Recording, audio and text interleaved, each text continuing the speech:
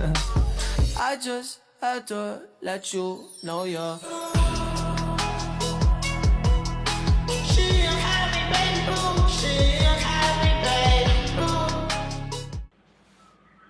Assalamualaikum warahmatullahi wabarakatuh. Selamat pagi semuanya. Kami dari kelompok 5 akan mempresentasikan laporan proyek UTS kami pada mata kuliah Cloud Computing dan Integrasi Aplikasi dan Informasi. Sebelumnya, perkenalkan, nama saya Anissa Rahmawati dengan NIM akhiran 039. Assalamualaikum warahmatullahi wabarakatuh. Perkenalkan, nama saya Muhammad Renpati dengan NIM 2431 4070 0111 034. Rasuki Ramadhani dengan akhiran NIM 002. Perkenalkan, nama saya Diva Rachel Naidu dengan akhiran NIM 054. Kelompok kami mengambil tema IoT di bidang kesehatan yang berjudul Rhythmic, yaitu Smart Health Monitoring System berbasis IoT untuk mendeteksi detak jantung dan kadar oksigen.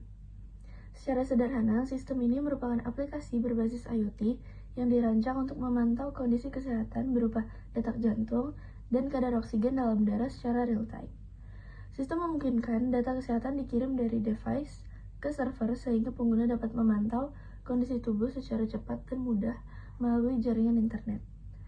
Pada implementasi mata kuliah ini, device disimulasikan menggunakan program Python yang dijalankan melalui Jupyter Notebook. Program tersebut menghasilkan data detak jantung dan kadar oksigen secara berkala, kemudian mengirimkan data tersebut ke server melalui REST API dan data yang diterima server selanjutnya disimpan ke dalam database MySQL.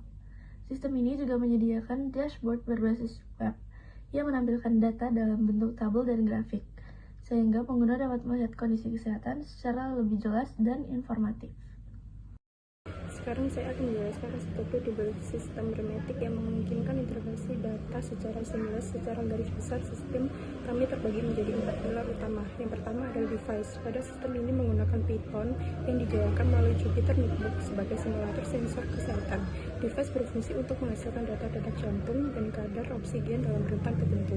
Kemudian untuk menghasilkan data detak jantung dan kadar oksigen dalam rentang tertentu, kemudian mengirimkan data tersebut ke server melalui API.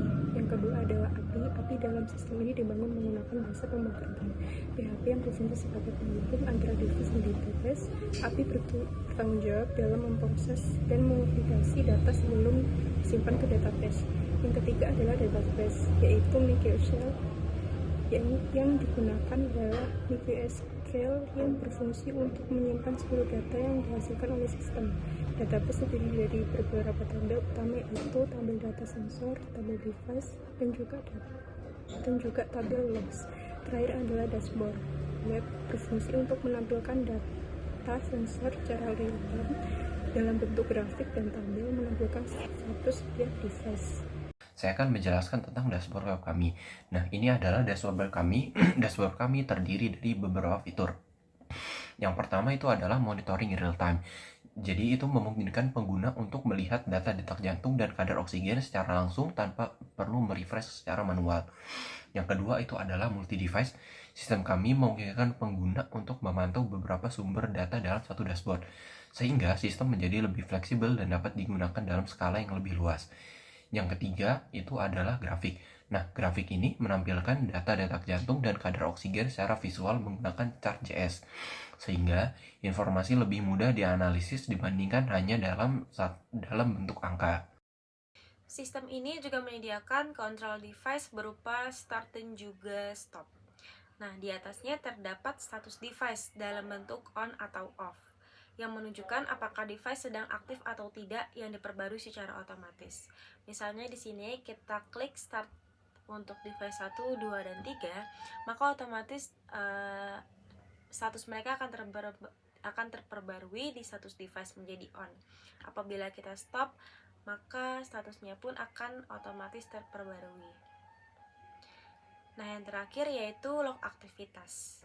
Ini berada di paling bawah dashboard kami, yaitu log aktivitas ini disusun berdasarkan waktu kejadian sehingga memudahkan pengguna dalam melakukan monitoring, evaluasi, dan pelacakan aktivitas yang terjadi pada sistem.